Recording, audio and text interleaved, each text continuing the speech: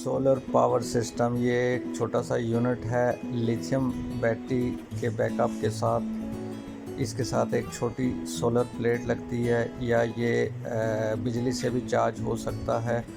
इसके साथ 4 लाइट्स चल सकती हैं या 3 लाइट्स, एक डीसी फैन भी चल सकता है। 2 यूएसबी पोर्ट्स हैं जिससे आप मोबाइल भी चार्ज कर सकते हैं।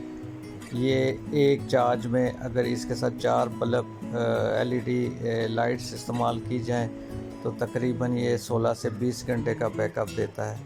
लेकिन अगर इसके साथ एक पंखा भी लगाया जाए तो फिर भी तकरीबन 4 से 6 घंटे का बैकअप इसका हो सकता है। डिपेंड करता है कि जो आप पंखा इस्तेमाल कर रहे हैं वो किस क्वालिटी का है। इसके अलावा किसी भी जगह लाइट की जो फेलियर होती है उसमें आप इसको इमरजेंसी यूज़ कर सकते हैं।